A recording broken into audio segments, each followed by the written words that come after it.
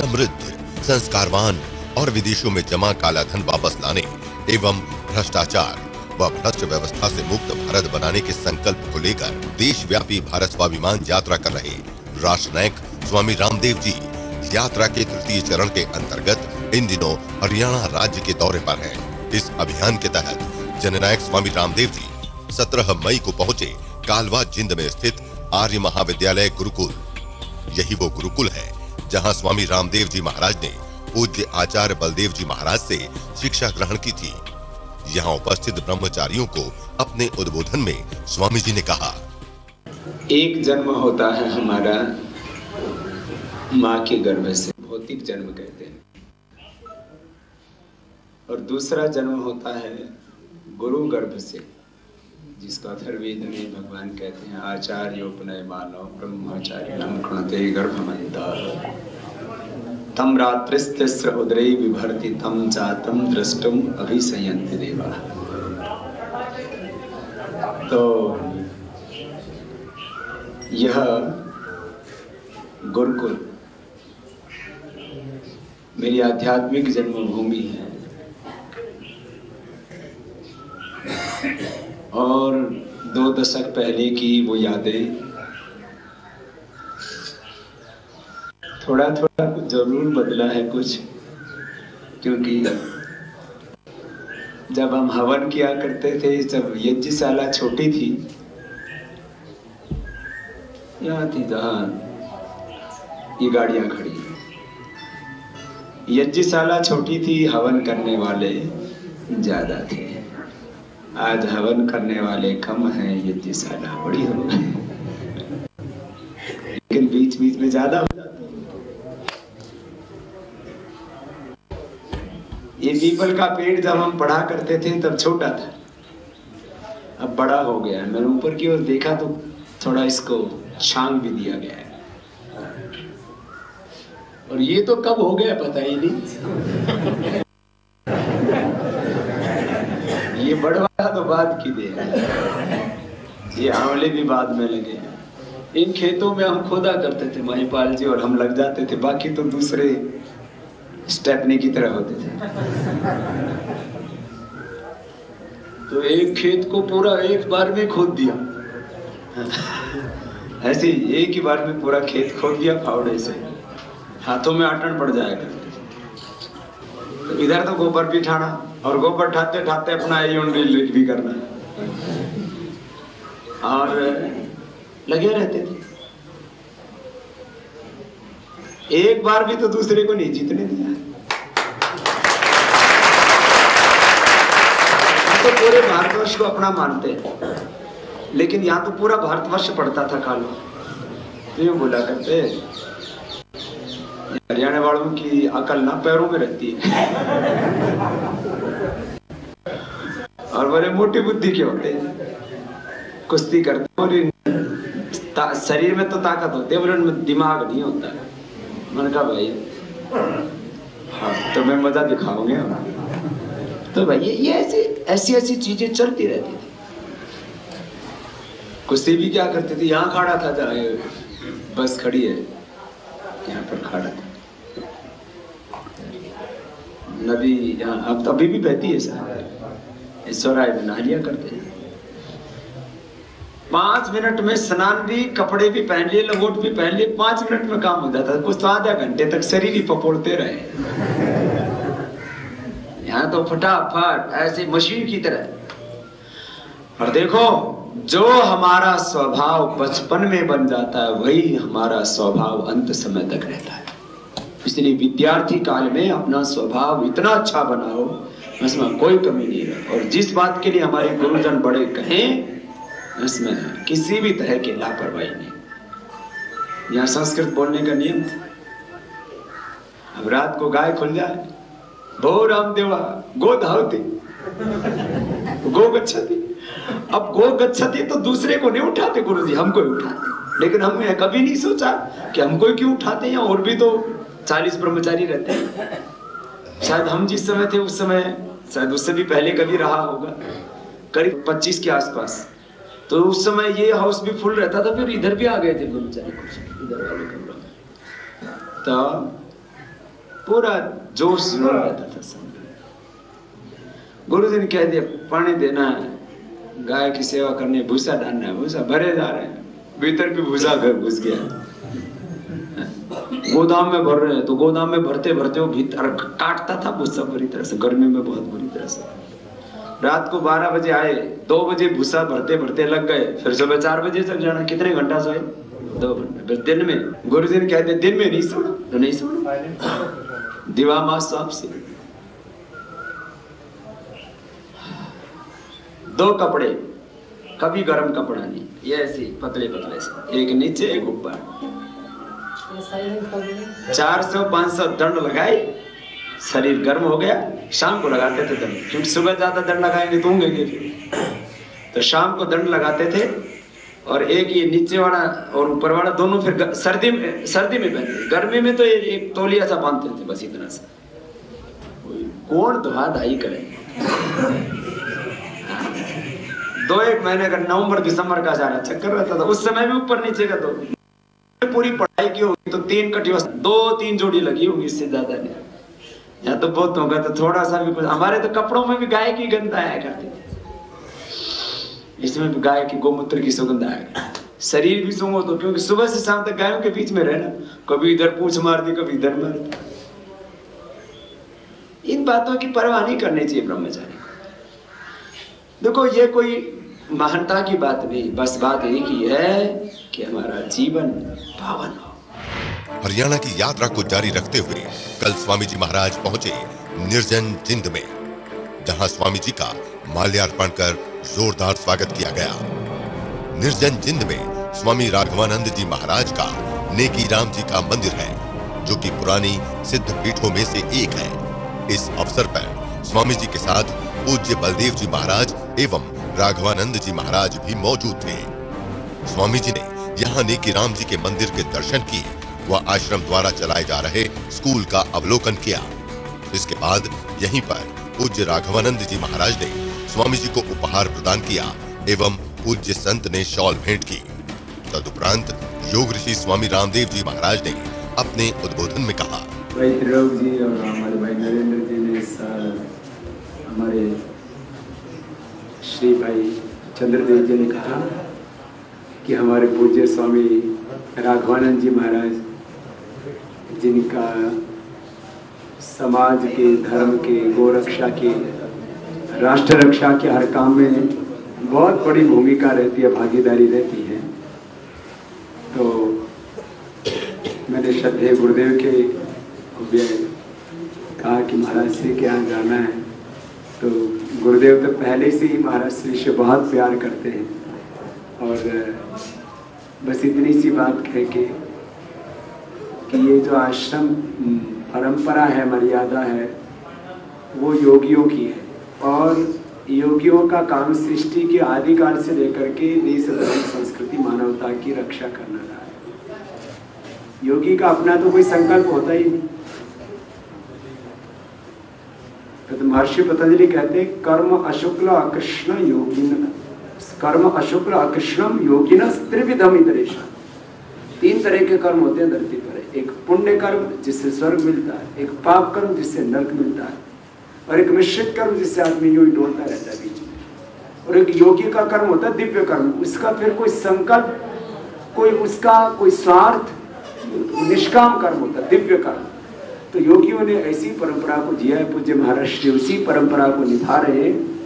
ऐसे दिव्य कर्म के संपादन के द्वारा गो रक्षा, राष्ट्र रक्षा, धर्म रक्षा के काम में लगे हैं।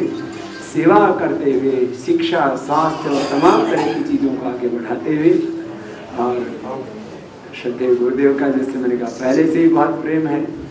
और योगियों की परंपरा में अब हमारा शरीर तो गुरु जी भर का ही हड्डी पसली। अब एक ठाड़ और एक माड़ा, दोनों योगी साथ साथ रहने चाहिए।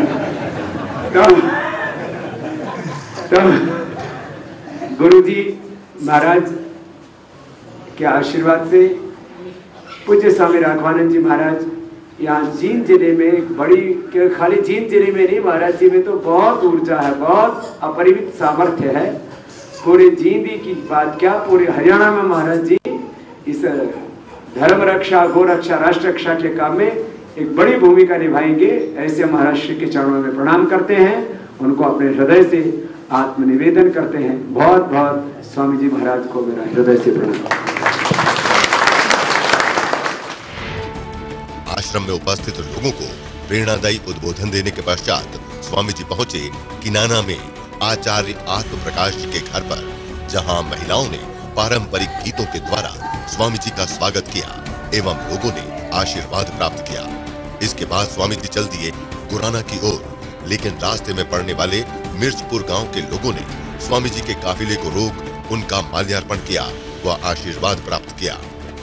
मिर्चपुर गांव वासियों को आशीर्वाद देने के पश्चात स्वामी जी पहुंचे राष्ट्रीय गौशाला गुराना, जहां पहुंचने पर स्वामी जी ने अपने कर कमलों द्वारा राष्ट्रीय गौशाला के नए सेवा योजनाओं का उद्घाटन किया। सभा स्थल पर स्वामी जी का लोगों ने जोरदार स्वागत किया।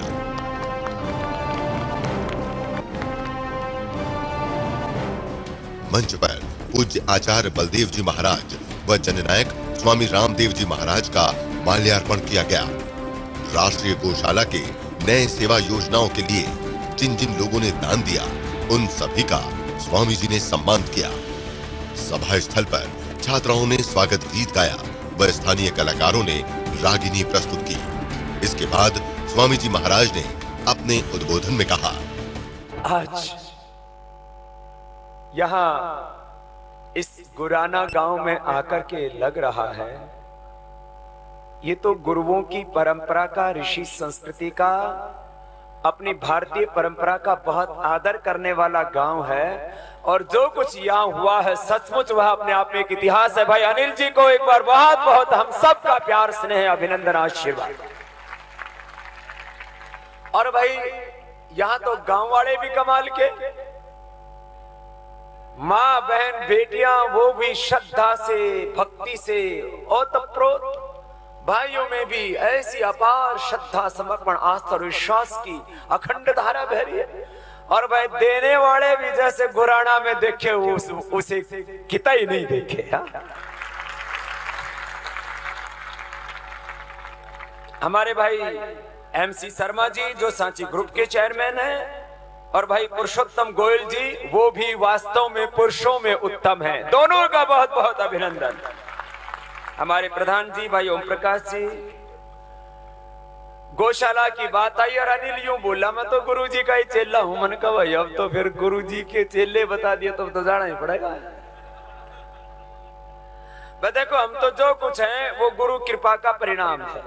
देखो एक होता है गुरुडम, जिसको बोले ना गुरु लो बीचे लालची, दो लोग दोनों खेलने दांव, और भवसागर में डूबते भाई बैठ पत्थर की नाव। आजकल ऐसा भी बहुत ज्यादा गुरुडम हो रहा है, जिसमें वो गुरुओं की, गुरु परंपरा, जो समर्थ गुरु होते थे, ऐसी गुरु सत्ता, ऐसी श्रोत्य ब्रह्मनिष्ठ गुरु जो जीवन में अपने आचरण से हमको सिखाते थे, उनका अभाव सा होता जा रहा है। वह हमने तो जीवन में जो कुछ पाया है वो गुरु का अनुग्रह है और गौ माता की कृपा। देखो भाई हमने तो अपने हाथों से गाय का गोबर उठाया है, उनकी खूब सेवा की। हमारे तो कपड़ों में भी गाय के गोमूत्र की, गोबर की गंध आया करती थी, हमारे बिस्तर में भी। हमारे कुछ मित्र ऐसे थे, बोला गोबर ठाना होता था अपने घर ही ठाते। मैंने कहा कोई बात नहीं भैया, हमें तो गुरु की आज्ञा का पालन और गौ माता की सेवा करनी है। भाई हमने गाय का गोबर ठाया और गुरु की आज्ञा मानी, तो आज सारी दुनिया हमसे प्यार करती है। और भाई जो गौ माता के गोबर में जिनको दुर्गंध आया करती थी, वो आज तक गोबर ही ठा रहे हैं। गोबर तो हम भी आज भी उठा रहे हैं। और इस गौ माता को और भारत माता को दोबारा से दुनिया में वही सम्मान दिलाना है जो इसको कभी प्राचीन काल में प्राप्त था। देखो भाई गौ माता की भी रक्षा करनी और भारत माता की भी रक्षा करना, और इन मां बहन बेटियों की भी रक्षा करनी। सबसे पहले माताओं की पूजा होनी चाहिए। माताओं की पूजा का मतलब ये नहीं कि आज ही आरती लेके और फिर आरती उतारने लग जाए, कि बाबा ने कही थी पूजा करनी है। पूजा का अर्थ महर्षि दयानंद कहते हैं यथा योग्य सम्मान, यत्र नार्यस्तु पूज्यन्ते रमन्ते तत्र देवता, इसका मतलब यही है। देखो भगवान राम, भगवान कृष्ण, हनुमान जी, गौतम कृपा, जबनी महर्षि, पाणिनि, पतंजलि, अत्रि, भृगु, वशिष्ठ, तमाम ऋषि मुनि बहुत ऊंचे ऊंचे हुए। जितने भी वीर वीरांगनाएं हुए, जितने भी महापुरुष हुए, सब पैदा किससे हुए? किसकी कोख से पैदा हुए? मां की। इसलिए पुरुष महान है माना, लेकिन पुरुष को पैदा करने वाली मां उस पुरुष से भी महान होती है। इसलिए इनकी जहां जितनी इज्जत करोगे उतनी तुम्हारी इज्जत बढ़ेगी, तुम्हें बख्शीश मिलेंगे, आशीष मिलेंगे। तो देखो घर में मां बहन बेटियों का सदा सत्कार किया करो। मैं तो मां को धरती पर दृश्य रूप में, भगवान के रूप में प्रथम पूज्य मां ही है। भगवान ने अपने शक्ति से अनेक आकार लिए हैं हमें सुख पहुंचाने के लिए। भगवान को हमें जन्म देना था इसलिए मां का रूप ले लिया, हमारा पालन करना था पिता का रूप ले लिया, हमें ज्ञान देना इसलिए गुरु का रूप ले लिया।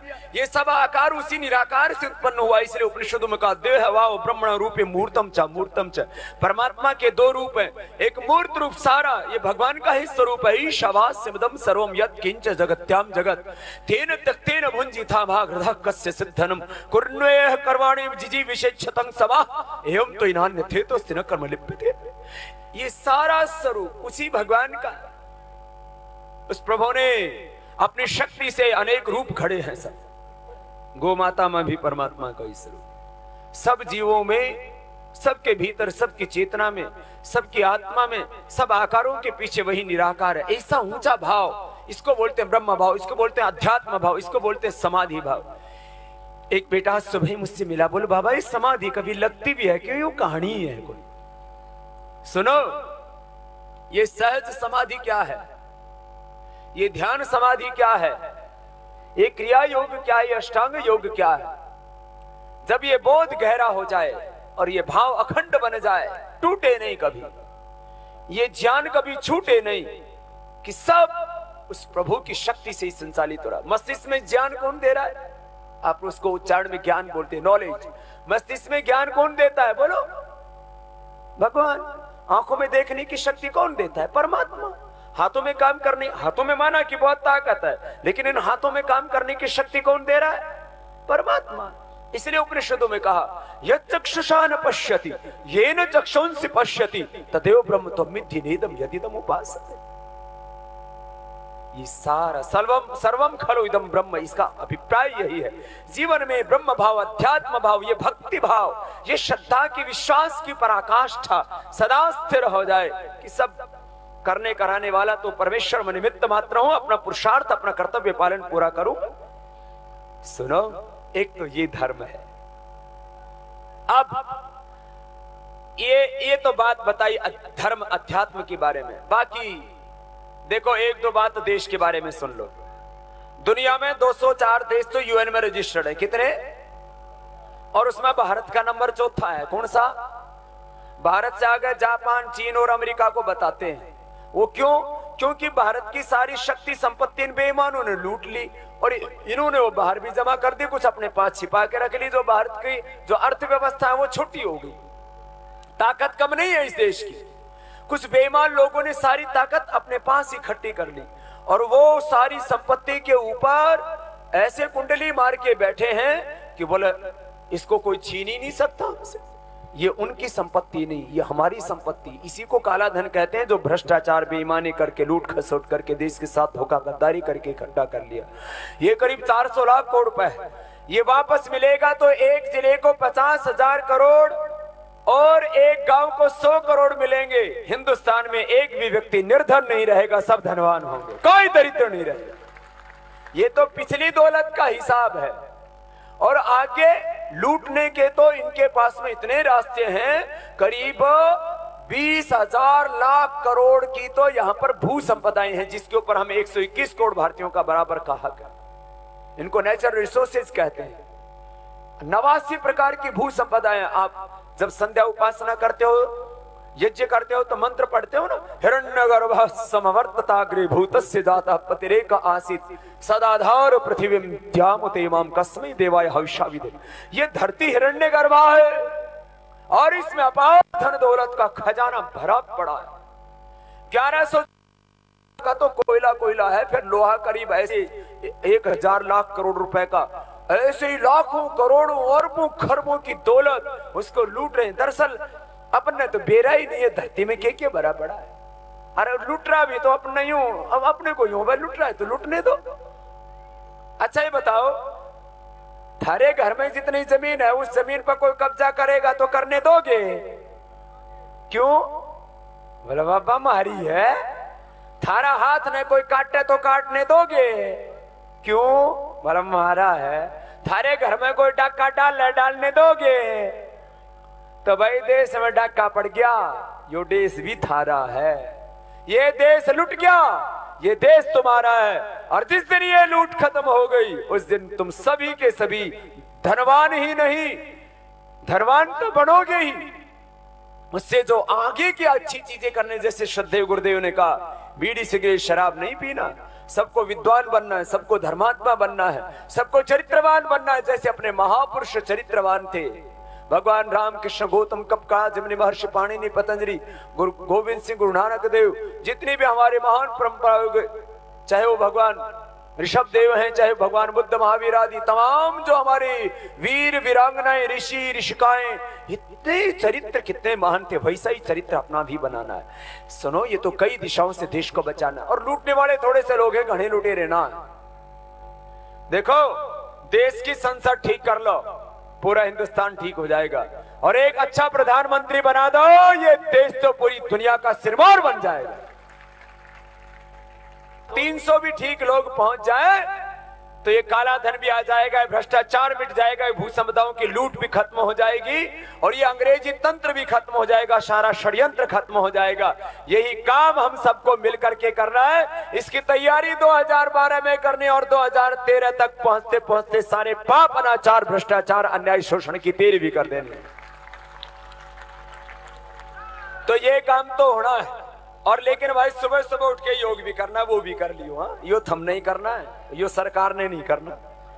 वहां तो सिंहासन पर ठीक लोग बैठाने, आसन अपने आप भी लगाने। देखो, ये सीख जाओ, सुबह सुबह उठ के रोज करना।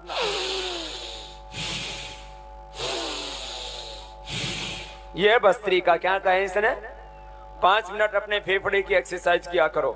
इससे श्वास, दमा की बीमारी, कमजोरी की बीमारी, और सारे शरीर में कई तरह के रोग होते हैं, सब ठीक हो जाएंगे, शरीर में ताकत आएगी। दूसरा है, देखो कपालभाति, यूं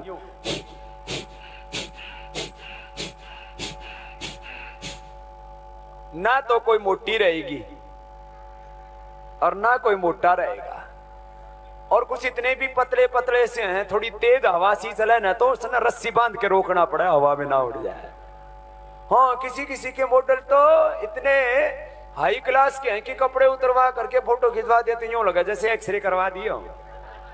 ये दोनों ही गड़बड़ी है, ज्यादा कमजोर भी नहीं रहना और ज्यादा मोटा भी नहीं होना, तो ये पूरा बैलेंस रखेगा। ये इसका नाम क्या है बोलो तो सारे जानो तुम पहले से ही, तो रोज करना है।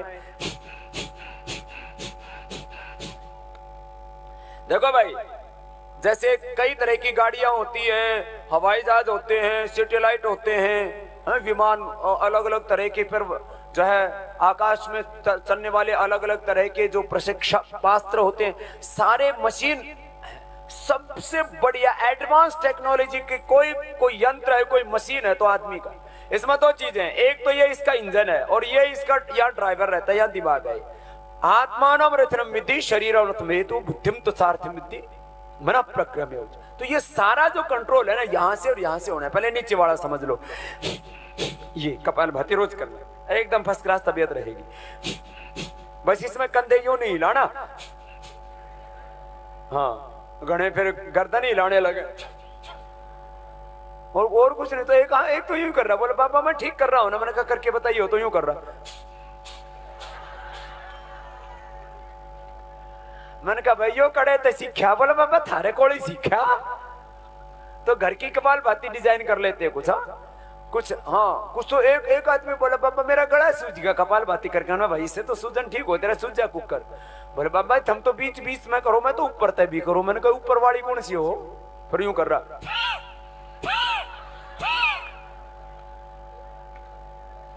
एक बोला बाबा मेरा नीचे वाला पेट तो ठीक हो गया है, बीच में टेंट किसी निकल आई। मैंने कहा यो क्यों हुआ, तो वो नीचे से कर रहा। एकदम तबीयत फर्स्ट क्लास और फिटनेस एकदम 100%। कोई बीमारी का लेना देना न गोड्डे में दर्द, न कमर में दर्द, न हार्ट की, न बीपी की, न शुगर की, न पथरी की, कोई न कब्ज की, न गर्भाशय की, न कोई सिर की, नस नाड़ियों की, कोई बीमारी ही नहीं। सारा कंट्रोल यहां से। फिर बाह्य प्राणायाम ये 10-15 मिनट करना। फिर इसके बाद देखो ये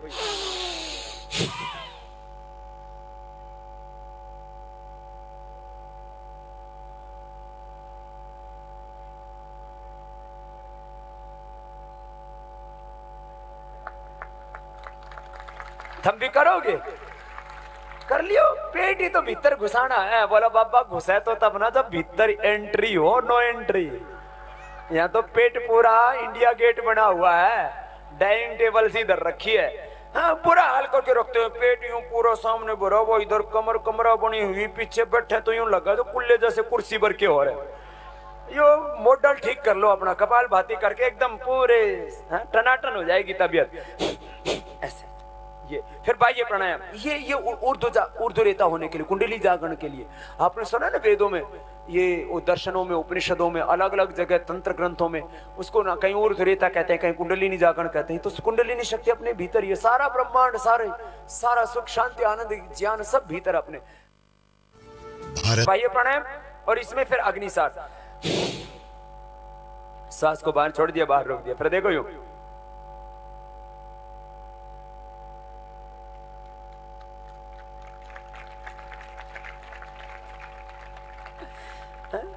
पूरी सेंट्रल गवर्नमेंट हिलती है।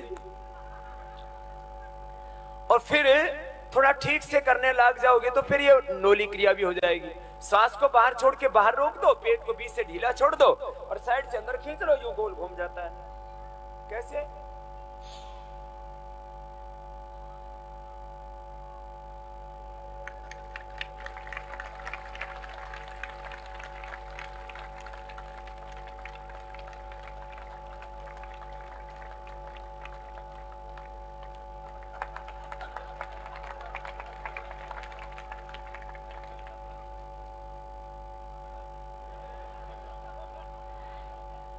थम भी घुमा लियो, पेट ही तो घुमाना, थारा ही तो घूमेगा। बोला बाबा काबू में नहीं सोदा, तन भी काबू में नहीं, मन भी कभी शराब पीने लग जाए, कभी बीड़ी कभी हुक्का। मन की फ्रीक्वेंसी ठीक नहीं, मानना कोई पिला के दिखावे।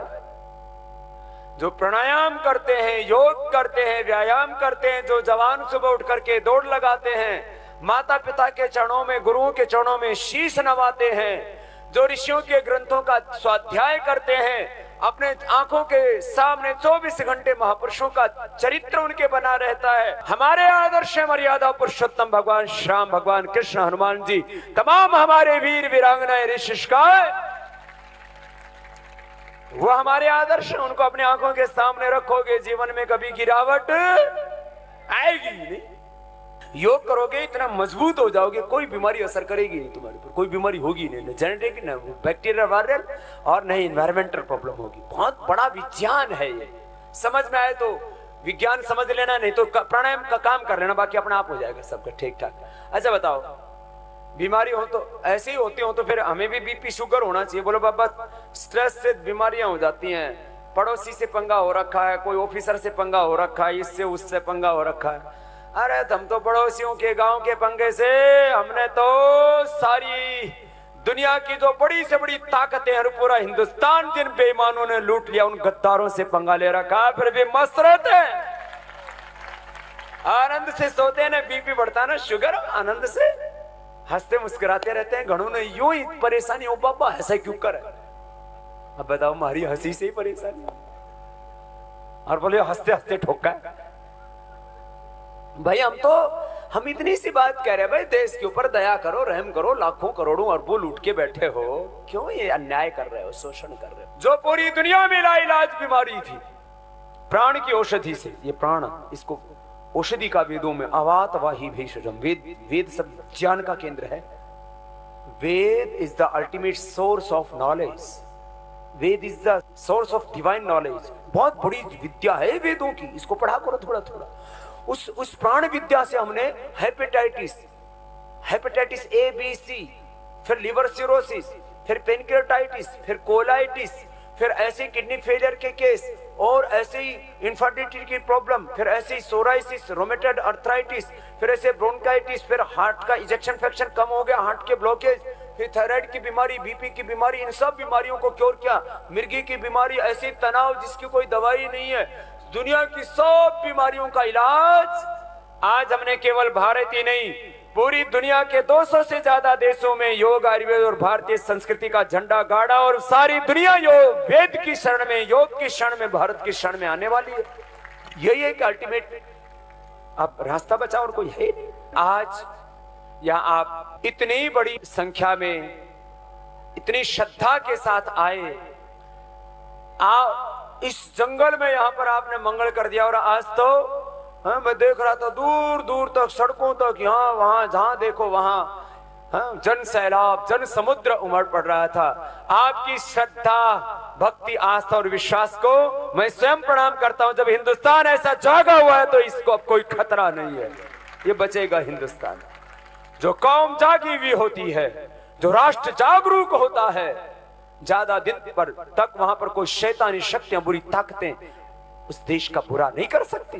तो आप सब जागरूक हुए, पूरा देश जागरूक हुआ, और बहुत कुछ आगे भी करना है, खुद को भी बचाना है, देश को भी बचाना है।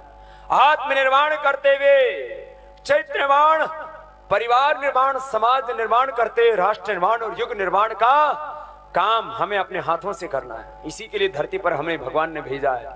हम भगवान के द्वारा भेजी हुई विशेष आत्माएं, हम सामान्य आत्माएं नहीं। अपने आप को कभी दीनहीन, दुखी, दरिद्र मत मानना, कुंठा में मत जीना। अब 2-3 बातें धर्म कर्म की ओर बता देता हूं। आजकल गुरु मंत्र लेने का भी बड़ा रिवाज चल पड़ा है। गुरु मंत्र क्या है? वेदों में गायत्री मंत्र को ही गुरु मंत्र कहा, और ओम नाम को सबसे बड़ा कहा। हरियाणा में तो गांव गांव में भजन भी शुरू करे तो क्या बोलता है भाई, ओम नाम सबसे बड़ा, इससे बड़ा न कोई, जो ओम का सिमरन करे तो शुद्ध आत्मा हो। सबको पता। तो भाई ओमकार, एक ओंकार सतनाम, हमारे गुरुओं ने भी यही कहा।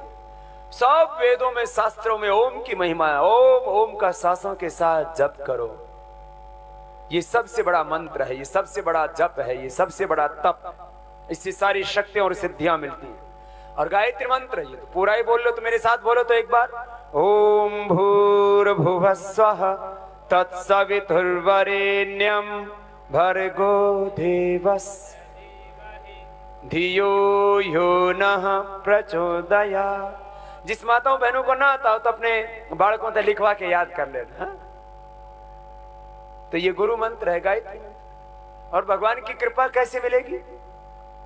भगवान की कृपा को करोगी हर समय। बड़ी बात है, ये धर्म का मर्म है, सुन लो सब ध्यान से। हर समय आत्मा में परमात्मा प्रेरणा देता रहता। हमारे बड़े बुजुर्ग भी क्या कहते हैं, आत्मा सो परमात्मा। सारे बड़े बुजुर्गों से हमने यही सुना है। आत्मा में हर समय वो परमात्मा प्रेरणा देता है, ज्ञान देता है। भीतर से एक पुकार उठती रहती है, एक आवाज उठती रहती है। उस पुकार को, उस आवाज को, उस प्रेरणा को अनसुना मत करना। जिस काम को करने से भीतर वाला रोक के उस काम को मत करना, वो पाप है, अधर्म है, अशुभ है, बुरा कर्म है।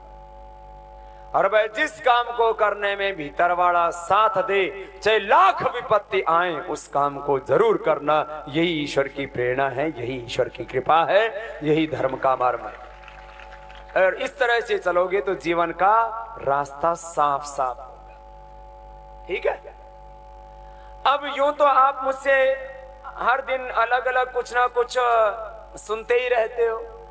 आज भी सुनाऊंगा तो और सुनते रहोगे, आपको भी आनंद आता रहे।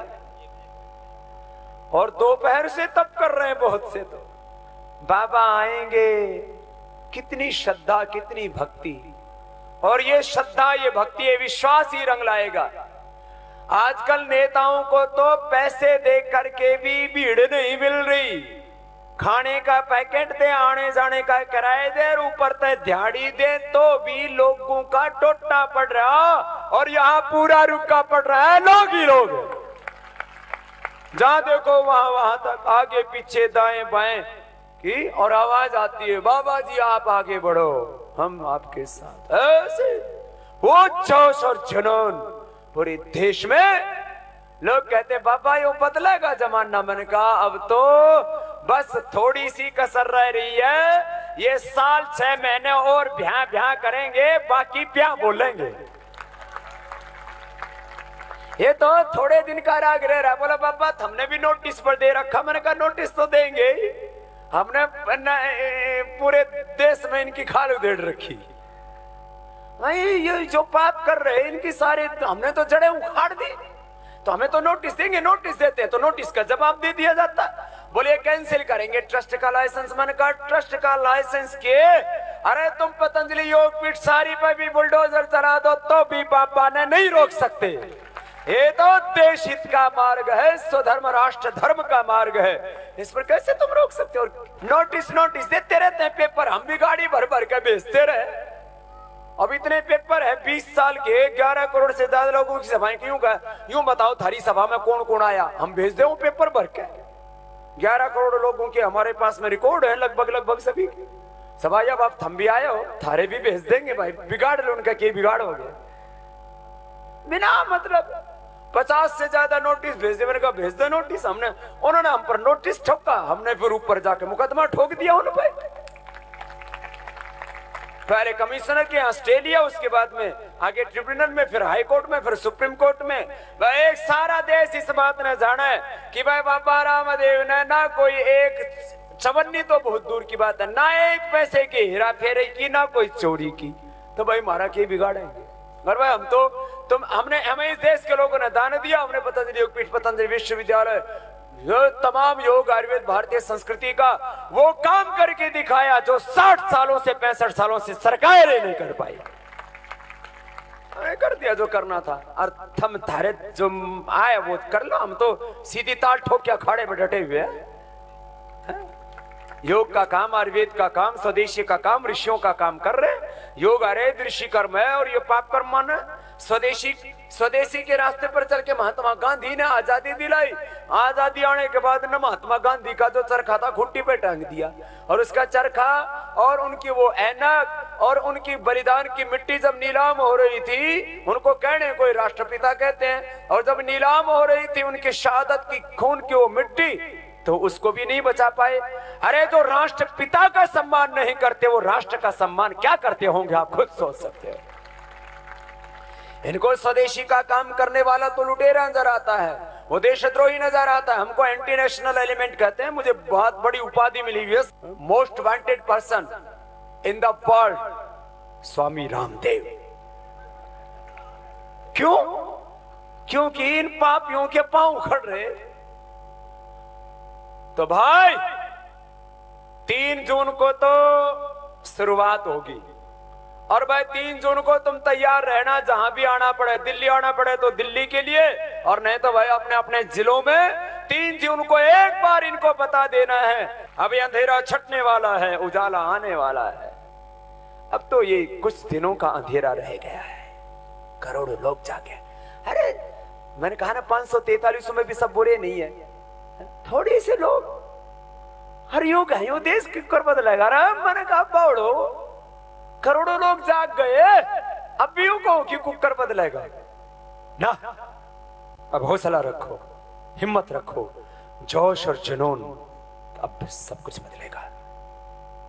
तो अपने आप को भी बदलना है, देश को भी बदलना है, अपने हाथों से एक नया भारत बनाना है। गौशालाओं की स्थापना के क्रम में महर्षि दयानंद सरस्वती जी ने सबसे पहली गौशाला हरियाणा में रेवाड़ी में खोली थी। शुरू से ये हरियाणा गो भक्त रहा है, ऋषियों का देश था ये तो।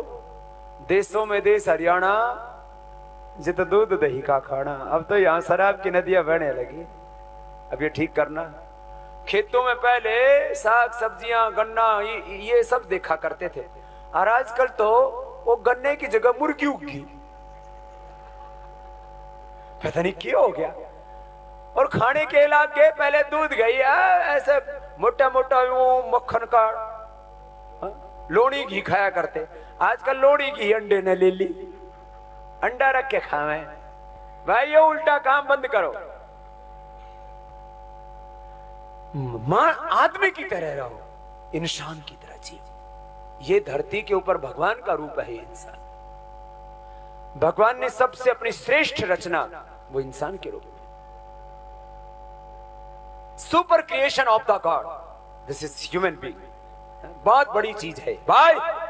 आप आज अच्छा ऊंचा संकल्प लेके जाएंगे, गौ माता की सेवा करेंगे, भारत माता को बचाएंगे, माँ बहन बेटियों की इज्जत करेंगे और धर्म से भगवान से डरेंगे। हाँ, बोलिए सच्चिदानंद भगवान की, भारत माता की जय, गौ माता की। तो बोलो भाई, इस गौ माता और भारत माता की रक्षा का काम करोगे ना सबके सब? तो बस भारत माता की पूरे जोर से और श्रद्धा भक्ति से गायत्री मंत्र बोलेंगे, क्योंकि प्रभु का नाम जितनी बार लिया जाएगा ऊर्जा प्राप्त होगी, शक्ति मिलेगी। सभी आवश्यक गुण जो जीवन में आवश्यक हैं वे जीवन के अंदर आ जाएंगे। इसलिए सभी गायत्री मंत्र बोलें और पुण्य के भागी बने। ओम भूर्भुवः स्वः तत्सवितुर्वरेण्यं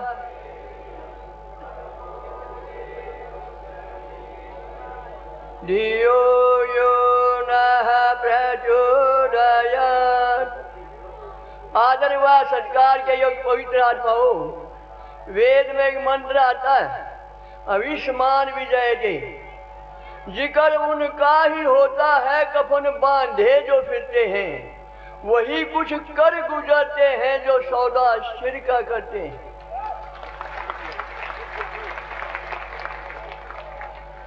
हमने तो प्राण गाए का देश में बचाना, करते हैं हम बगावत कातिल को है भगाना, करते हैं हम बगावत कातिल को है भगाना।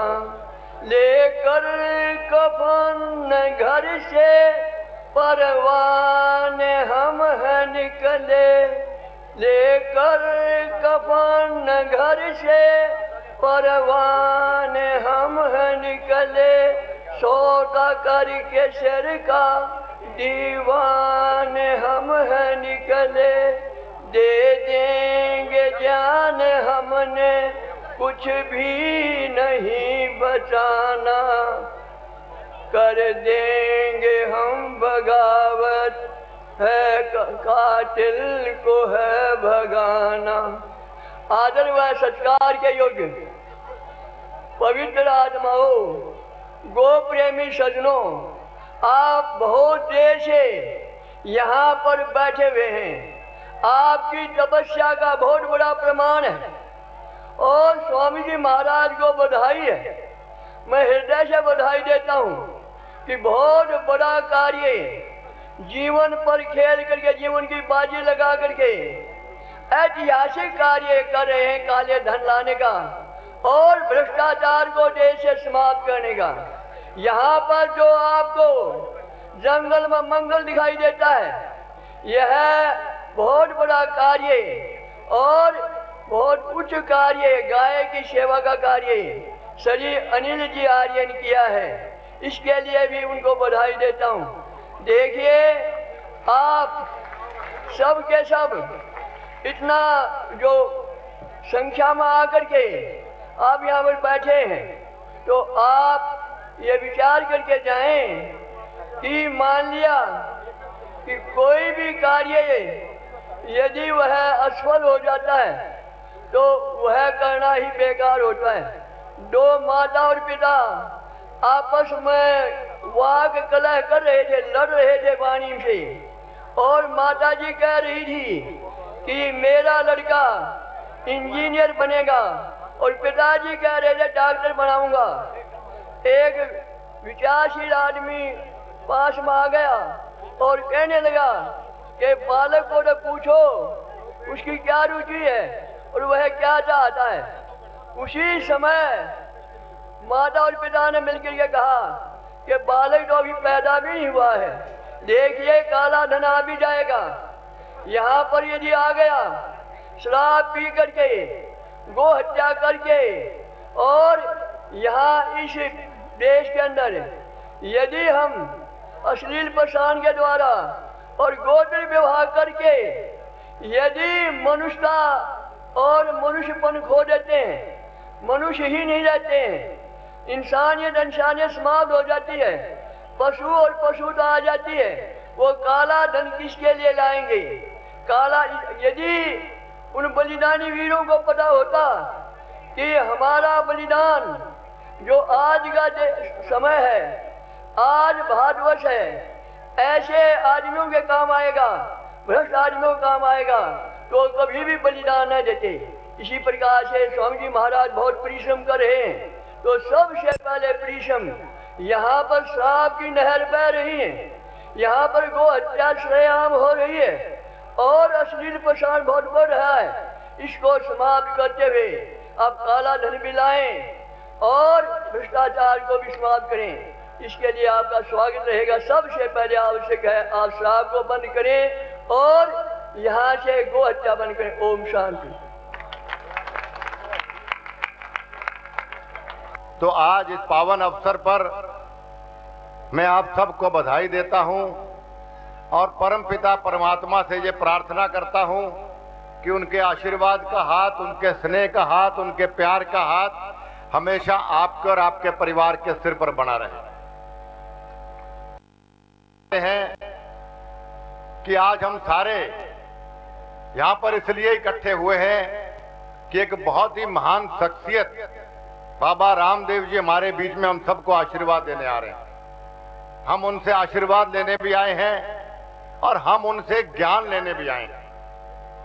लेकिन भाइयों, मेरी आपसे यही प्रार्थना है कि जो शिक्षा, जो ज्ञान बाबा रामदेव जी आपको आज यहां से देकर जाएंगे, उसके ऊपर अमल करना आपका अगर उस पर आप अमल करेंगे तो मैं दावे से कह सकता हूं कि आपके जीवन में परमात्मा सुख और समृद्धि देगा।